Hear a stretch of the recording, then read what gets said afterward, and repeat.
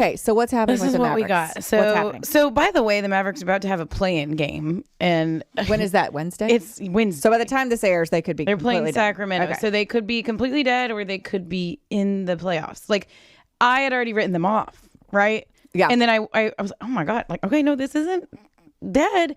But what the Mavericks are doing this week, which just doesn't make any sense. Once again, this is the Mark Stein tweet. Okay. Mavericks execs Nico Harrison and Rick Welts are holding a roundtable this morning with select Dallas media members. Cameras and audio recording devices were not permitted for Harrison's first session with local reporters since the Luka Doncic trade. So this is the first time that he is speaking since the trade in front of any sort of recording device or camera, and they orchestrated it. No, but he's not. They said no recording devices. Were not permitted for the first session. Oh, okay. Wait. So are they no cameras or recording devices? Right. They're just talking? Yeah. They're just gonna. Okay. shoot I the thought shit. this was saying like the first time he spoke, there were no cameras, and now. I'm pretty sure they're saying, "Hey, Yeah. y'all come sit around this table and we'll talk, but you can't record anything or film anything." Yeah. It looks like after kind of reading the comments, Which is yet another fumble by the Mavericks organization. either way, like orchestrating your own thing is dumb. That's what Jim Lights did with the Stars when he had things that he wanted to say about Tyler and Sagan, and he didn't think they were performing to their contract level, and called Tyler them, and Jamie. Yeah. Yeah. Am I just saying all the wrong things today? No, you just said Tyler and Sagan. Tyler Same and person. Jamie, yes. And he said they were playing like effing or horse shit. So that's what I was in my mind when I first read this. That's what I thought he was doing. But he's having people sit down without any sort of recording device just to answer questions. So Ducey just tweeted, all DFW TV stations were represented. Sam Gannon was there for us. Not wild about the stipulations, but we felt it was better to be in the room than not. For sure. So those, what? This is so I don't weird. know. And I almost like, and I realize it's a topical discussion, but I almost am like, I've got Mavs fatigue. Like I'm so fatiguey on the Mavs. It's just like, they can't get out of their own way. Like this season just mercifully needs to end, and they need a hard reboot. Like they need a Control Alt Delete, let the screen go to black, and then wait for your power to reboot, because it's just. Well, he's just digging, like they're just digging deeper holes for themselves. There's Brett Kelly, who we all know, right? Yeah, He's been I love Brett Kelly. in the industry for a long time as a photog. He wrote, "Holding a media availability with TV cameras and recording devices not allowed might be the dumbest thing I've ever seen." Yeah, I mean, it's like, what are you? It just screams that you're trying to hide something, and that like whatever you say, you can't really be held accountable for, because there's no recording of it. There's no. And then you're leaving I it up don't to know. like that person's interpretation, and like, okay, what did that person take out of it? Now they go tell everybody else, and then they do a report on it. Yeah. So there's leaving room for error, like, or twisting around of their thoughts and words. Even so, think about it. Like even when there's like a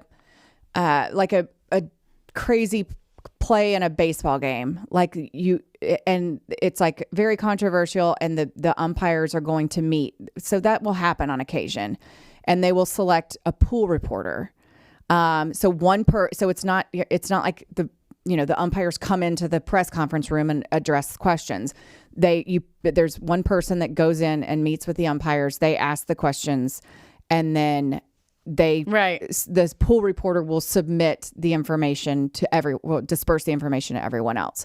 But that, if I'm not mistaken, that's always recorded and then disseminated. Mm-hmm. So like that's the only thing I can kind of liken this to, but like you hand selecting like who gets to come and who doesn't, and not allowing. It's just like do you think they're generally like trying to understand why people are so mad, and they just had to talk to some people about it who know? Like, do you think they're sitting down there like, y'all, we did not expect this crazy reaction to trading Luka.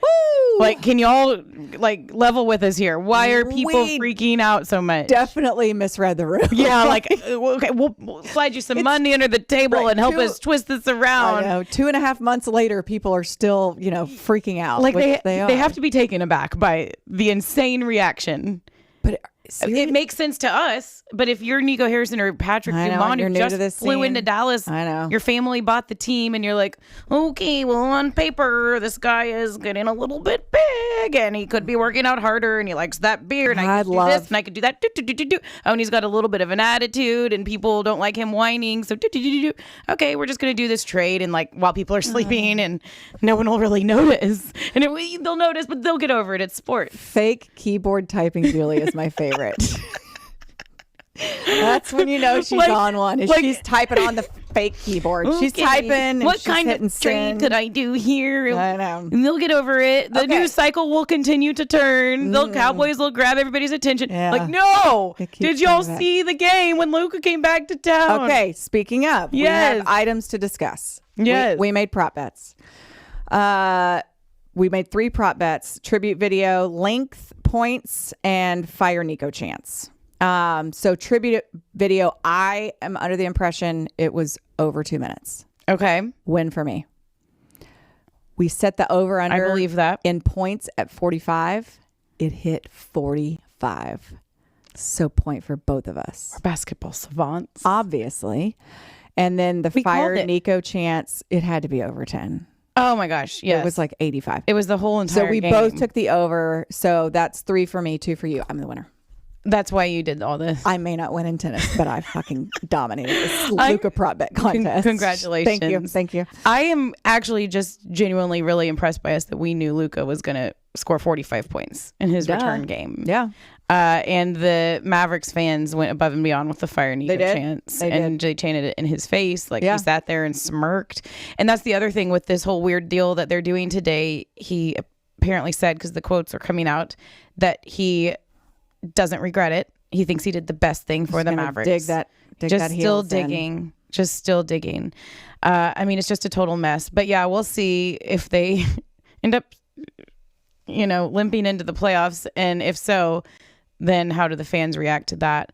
I did have a chat yesterday with a business owner down by the American Airlines Center who just brought it to my attention how much this is affecting them. Oh, I'm sure. Like he said, they basically plan for 12 playoff games, up to 12 games, home games with this insane amount of foot traffic at their establishment, which is what Victory Plaza kind of told them they'd get, right? The Mavs always make the playoffs. The Mavs usually go pretty far in the playoffs. Last year, the Mavs went to the finals. And so you're planning on all this. You have pretty much the same team. You have Luka, everything else. They're ordering extra food. They're ordering extra booze in preparation because you can't wait until the week of and make all your orders. So it's really affecting him. It's really affecting a lot of them down there by the AC. There's all these ripple effects by this egotistical move. In my opinion, it was an egotistical move. Luka pissed off Nico and he thought, I'm going to trade you in your sleep and I'll just deal with what comes of it. I think I'm sort of making a decent trade. We're getting AD here. It'll probably be okay for us, whatever. I think it's all ego. And after hearing him saying today, he's still digging in after seeing him smirk when people are chanting fire Nico. Yeah, I mean, it's what a slimy ass dude. Dude, I'm sorry. I know. And it's kind of like a life lesson. Hey, we all fuck up, man. Mm-hmm. We all do. And I'm chief fuck upper over here. But it's you have to own it. Yeah. You just have to be whoa, I sure misjudged that one. Well, sure wish I could have that one back. That was not the most well-played decision I've ever made. Sorry. Yeah. Whatever. But there's no contrition on his part. And that is the definition of, like you said, an ego move. The fact that you're not even entertaining the other side. I'm not even entertaining your argument or your whatever, or yours along with everyone fucking else. Yeah. I'm just going to dig in and tell you why we did this and that it was the best thing ever. Defense wins championships. Okay, well, let's see how that plays out.